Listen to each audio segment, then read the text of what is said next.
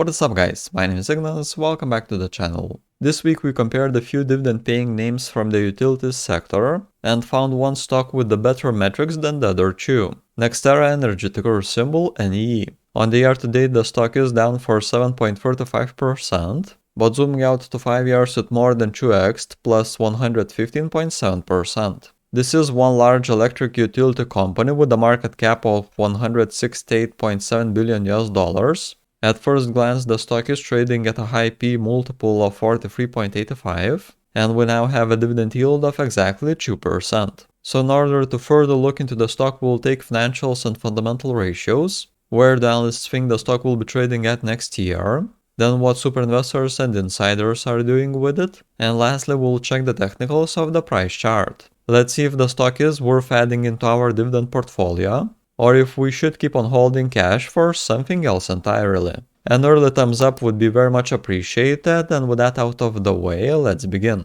So first we have revenue, and this is here NextEra's history of the last 5 years. Back in 2017 they were bringing $16.9 billion on the trailing 12 months. Then a year in 2018 that decreased to $16.3 billion. In 2019, a huge increase to $19 billion, $5.57 billion for the quarter, an increase of 26.18% year over year. But then it was moving back lower in 2020, with $18.2 billion on the trailing 12 months, and in 2021 down to $16.4 billion. Now with the most recent quarter in, trailing 12 months revenue is the highest it has been in the last 5 years, at $19.8 billion. With also the largest quarter of $6.7 billion. But then even 2 quarters back in the beginning of 2022, the revenue for the quarter was the lowest it has been in the last 5 years, at $2.89 billion. And then we have seen plenty of quarters where the numbers has been going down year over year. So even with the record on the latest quarter, I don't believe that will keep on happening going further. Now let us take price to earnings. So back in 2017 the P/E ratio was at 14.75, then a year in 2018, with earnings per share jumping up, price to earnings bottomed at 8.76. In 2019 with earnings going lower and the price moving up, we saw the P/E ratio already at 32.89. Then in 2020 a similar situation with 33.59. In 2021 same at 63.81. Then in the beginning of 2022, price to earnings peaked at 112.73, but then with earnings going back in line, we now have the P/E ratio at 43.77. So over the years the P/E ratio has been consistently moving up together with the price, the earnings per share has been going sideways, and we aren't even close to what we have seen back in 2018, where for quite a while the stock was trading with a P/E ratio of under 10. Now let us take the number of shares outstanding, and this table is also not great at all. Back in 2017 the number of shares out was at 1.9 billion, then in 2018 it was up to 1.91 billion, plus 0.84%. In 2019 1.94 billion shares, higher for 1.78% year over year. 2020 1.97 billion shares, then 2021 a smaller increase still at 1.97. And in 2022 we are really close to 1.98 billion shares. So in the last 5 years there was no quarter where the number of shares out hasn't been increasing, with the worst one being in 2020 plus 2.08%. So if we do a quick calculation, in 5 years the number of shares out increased by 85 million, which at the current price of around $85 per share would be a dilution of $7.2 billion. So not too huge of a change, but definitely not something we would like to find overall.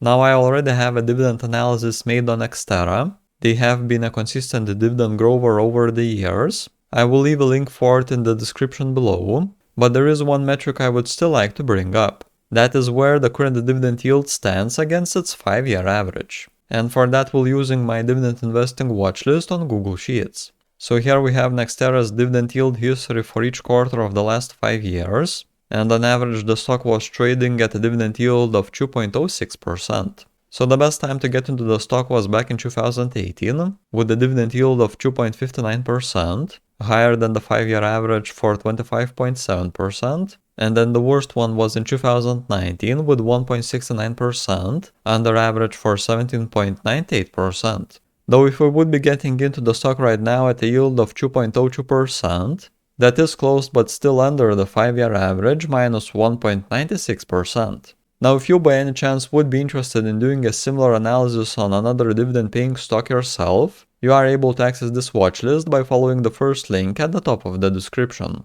Otherwise, feel free to add a ticker symbol in a comment below, and I'll consider adding that into the watchlist myself. Maybe you could share some interesting opportunity available in the market that I'm still missing. So we have checked into NextEra's history, but how about expectations? At what price do analysts think the stock will be trading at next year?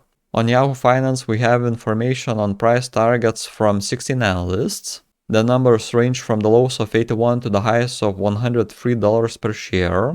On average, that comes in at $93.30, and currently the stock is trading at $84.92. So on average, analysts predict that for next year, NextEra Energy should be going up by 9.9%. Let us also take another angle. Here we have earnings per share estimates from 15 analysts, and on average they predict that NextEra will be bringing $3.08 per share. If we assume that in 2023 the price-to-earnings ratio remains the same, then we are looking into an increase in the share price of 7.3%. So overall, analysts are a bit bullish on the stock, expecting that next year it will be going up from 7 to 10%. Now for this part we would check into the Superinvestor activity, but it seems that currently there is no fund that is holding the stock, so not much of bullishness going on here, though it seems that is at all different with insiders. In the last 6 months they made 4 transactions, 2 of those has been long ones with a capital of over $2 million, and then also 2 short with $1 million.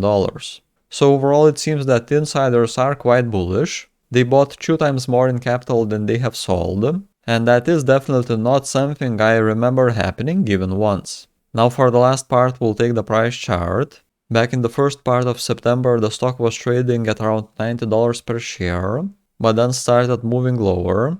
On the 15th the stock dropped to the 50-day moving average at around $85 per share. Relative strength index went under 50 at 44, and there was a bearish crossover in the lines of the MACD.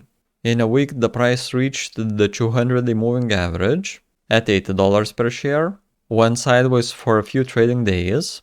We almost had a bullish crossover in the MACD, but that turned quickly.